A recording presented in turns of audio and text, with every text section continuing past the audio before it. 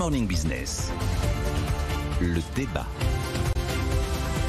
Oui, Nicolas Dose, on parle ici de cette interdiction de l'avion sur les lignes desservies par le train en moins de 2h30. Eh bien, Bruxelles va peut-être retoquer cette interdiction. Ce sont les Échos qui annoncent ça aujourd'hui. C'est quand même très inattendu. Donc une procédure d'examen, c'est comme ça que ça s'appelle, est lancée sur cette règle française. Bon, on est clairement sur le résultat d'un énorme lobbying qui a été réalisé auprès de la Commission de Bruxelles, puisque on apprend que tout ça est le fruit d'un combat qui est mené pied à pied depuis la fameuse loi Climat et Résilience, qui avait suivi la Convention des citoyens sur le climat, qui est menée par l'Union des aéroports français, l'Association des aéroports européens, c'est normal et également une association de compagnies aériennes françaises.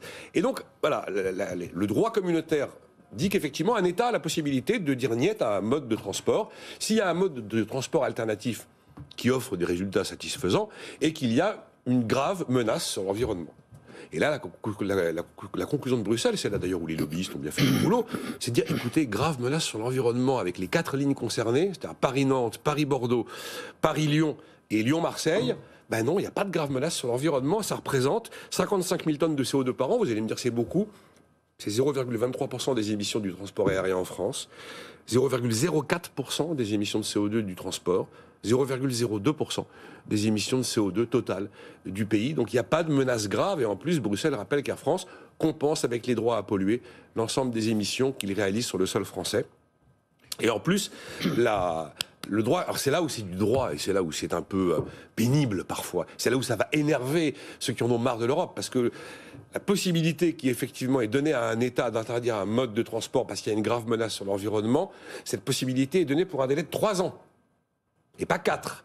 Si on considère que la mesure française qui a été prise après cette loi, c'est pour lutter contre les émissions de gaz à effet de serre, qui n'est pas quelque chose de temporaire, qui est un problème de long terme, ça veut dire que la disposition législative française n'est pas adaptée.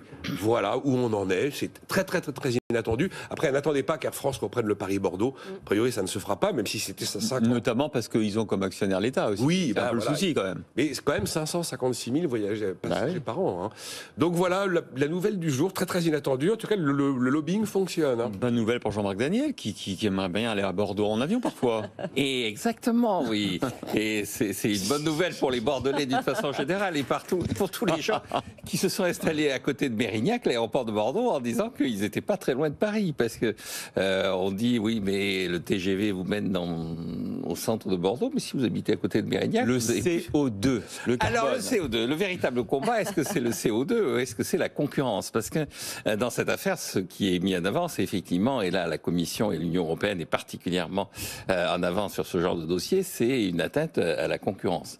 Et là, effectivement, on est dans une situation où on privilégie les chemins de fer dans une situation où les chemins de fer eux-mêmes ne sont pas totalement en concurrence. Je rappelle quand même que les syndicats de la SNCF ont annoncé pour ce week-end une grève. Pour protester notamment contre l'ouverture à la concurrence de Paris-Milan, voilà, via Chambéry. Absolument.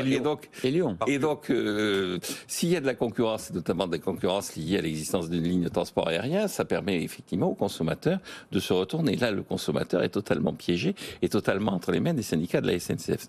Donc, la concurrence, c'est à la fois un moyen de faire baisser les prix, c'est un moyen d'apporter un service supplémentaire aux consommateurs et c'est un moyen, effectivement, là aussi, de faire en sorte que les opérateurs améliorent leurs prestations, y compris sous forme de lutte contre le réchauffement climatique. C'est amusant dans ces cas-là, Jean-Marc, il oublie toujours l'argument carbone, hein, il n'en parle pas. Hein. Ah mais si, l'argument carbone.